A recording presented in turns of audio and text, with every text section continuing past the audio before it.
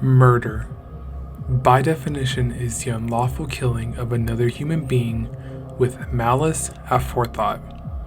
In 2020, from a population of 329,484,123, 24,576 people were killed by another person. That averages out to about 7.5 deaths per 100,000 people. Some people were killed in self-defense, some died accidentally, and some were even killed by people who were legally declared insane. However, there were still a fair amount of people who murdered someone else. How did they do it? What causes someone to become a murderer? Let's find out. Did you ever look up on a computer and do research on psychopaths? Yeah. Why did you do that? I looked up sociopath and psychopath because I always found it fascinating, and the more I've aged, the more I can relate, because I don't feel sympathy for other people at all. I don't feel empathy for them, and whether I like that or not, it's the way it is. It's just like, I want to hurt people. I want to kill people, but I don't want to want that. I wish it wasn't that way. This is Daniel William Marsh. The clip you just saw was a part of his police interrogation. When I first listened to the clip, a chill ran through my spine. It felt like he was being honest. He didn't want to kill. But unfortunately, it was already too late. Daniel William Marsh murdered Oliver Northup Jr. and Claudia Maupin on April 14, 2013. The next day, the couple was found with a combined 128 stab wounds. Thanks to the extensive planning from Daniel, no DNA evidence was found and there were no leads. So, if there were no leads and no evidence, how did Daniel get caught? Well, he started to brag to his friends. Eventually, when he started to show off the murder weapons, his friends called the police. Daniel said that the murders gave him a feeling of pure happiness that lasted for weeks after the murder. But this leads to a contradiction. He said that he didn't want to kill, yet was ecstatic when he finally did it. Officially, the motive for the murder is thrill and homicidal ideation. This makes some sense considering that Daniel had been dealing with homicidal fantasies for years before the murder. But this answer doesn't satisfy me. Society today is very interested in the most gruesome things. Normal people could have a strange fascination with murder and murderers, but they wouldn't act on those thoughts. So what pushes someone over the edge? Personally, I love spooky and scary things. The creepier the better in my opinion. Whether fiction or non-fiction, I'm interested in the scariest and the most terrible stories in our world. And I believe the reason I have this strange curiosity is because I want to answer one question. What drives someone so far? Сказку, всем известную красную шапочку мы с вами возьмем. Жалко красную шапочку вам. Конечно, а как же, я ж всегда и как слушал и плакал, конечно, как жалко, конечно.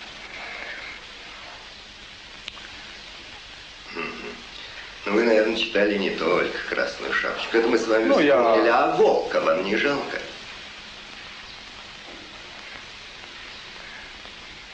Да я как-то не придавал значения этому. Andre Chikatilo was a serial killer. However, you may know him better as the Rostov Ripper. Andre was convicted in the killings of 52 people, all of them being either underage or female. Andre's psychological profile read as followed. A man between the ages of 45 and 50, endured an isolated and painful childhood, difficulties socializing with members of the opposite sex, well-educated and married, and finally, a sadist who could only be sexually satisfied by seeing the suffering of his victims. This last point gives us our motive. Andre suffered from impotence, and for him the only thing that could help him was seeing his victims suffer. The more they suffered, the more aroused he felt. However, Andre was a serial killer. He murdered to please himself and felt like he needed to continue to murder to please himself. Not all murderers are serial killers. So, as disgusting as Andre may be, his reason for committing his crimes only accounts for a small portion of the general victims. Now, I do have to say here that just because someone murders once, it doesn't mean they will again, especially if they serve some time in some type of reformatory.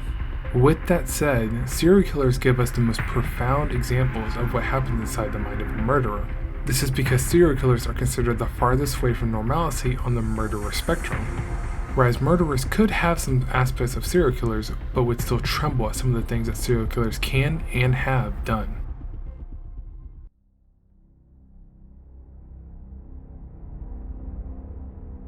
The path to becoming a murderer and serial killer often starts in childhood. Being raised under difficult circumstances can lead to little or no coping mechanisms. Humans develop different forms of coping mechanisms to help get through the problems they face. Most people have multiple different ways of coping. For example, confiding in a close friend or family member about a problem that you're having, or listening to music to just get away from everything. This changes if a child doesn't develop coping mechanisms, and it usually leads to two paths.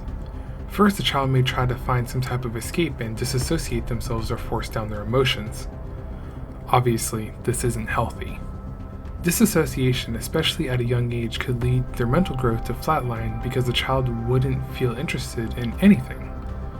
Or they would struggle with completing a task, which would lead to more disassociation. Second, the child could become violent. This is more prevalent in cases where the child lives in an abusive household. In any and all cases, a child could become violent as a way of solving their problems. This pathway could also lead down to drug or alcohol abuse as a means of escaping any problems that the child cannot fight. Whether a child decides to disassociate or become violent, both sides usually tend to combine into each other. A child may become violent and then disassociate next, or vice versa. There's no exact science as to which may occur first, or if they will occur at all.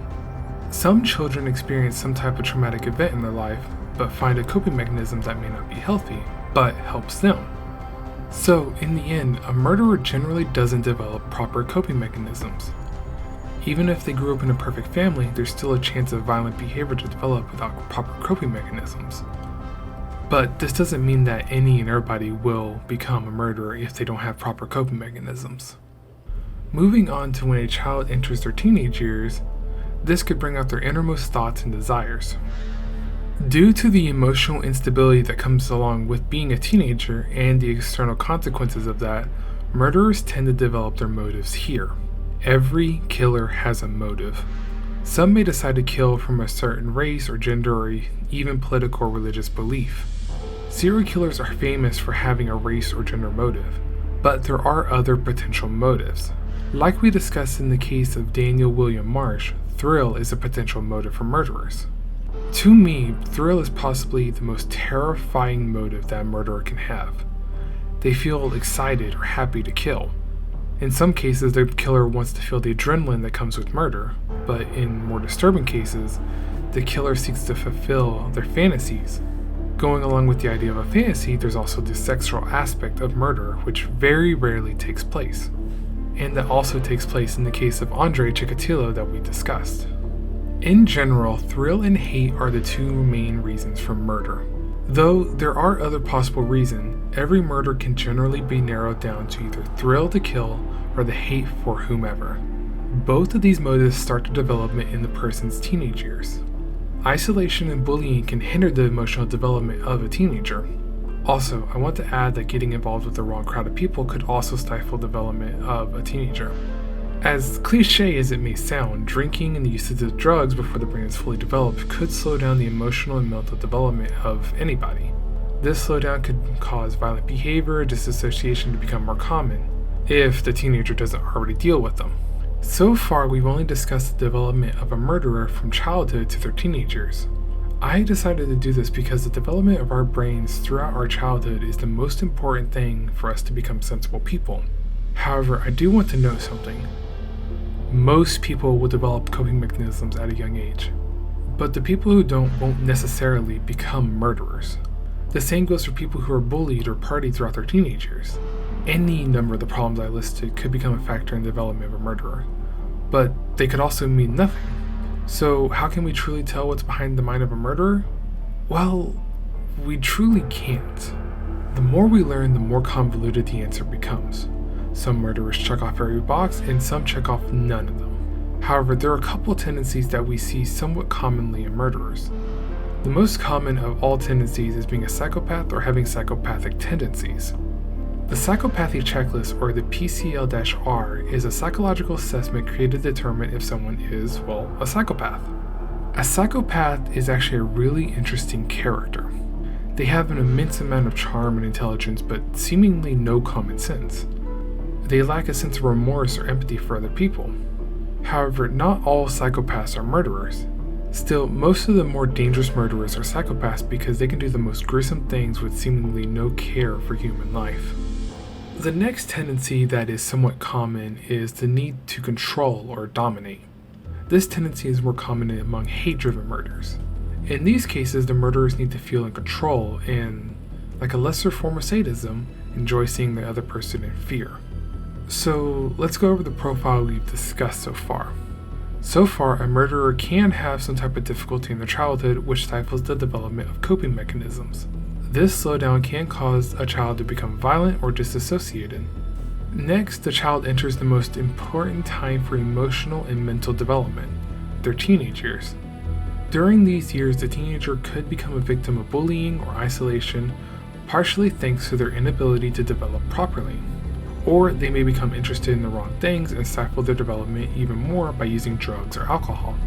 Finally, we reach adulthood. The person is more than likely considered a psychopath and feels the need to be more powerful than another person. From this point, from what I believe, a potential murderer is born. Though any number of these events could happen independently. Some could have a successful childhood but difficulties everywhere else and still murder. But is this truly the profile of a murderer? Who knows?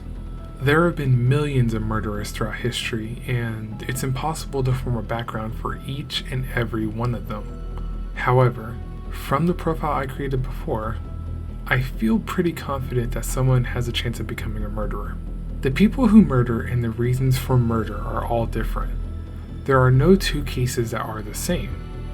That's why I'm so curious about it. From such a general idea as murdering another person, there's a massive umbrella of convoluted reasons and motives and people just doing their best to understand why. Even with people trying their hardest to find a reason, there probably is no reason. Murder happens because people are not perfect. We hate and we love different things because we develop differently. People express themselves differently or feel entirely different emotions depending on the situation. So to try to find an exact definition for a general term like murder is impossible. With that said, this is the end of the documentary. And looking back on it, I have to say, wow.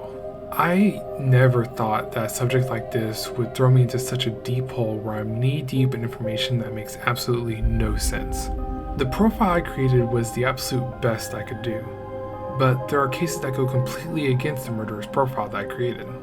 But I also realized that a lot of murderers do have some type of traumatic experience. Whether they're a child or an adult, they need help but can't or won't get it. So to hopefully help in some way, I'm leaving links to different organizations and numbers where you can get help if you need it.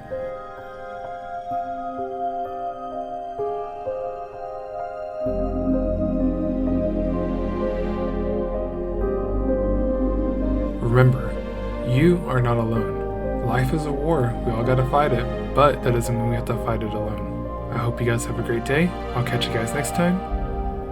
Peace.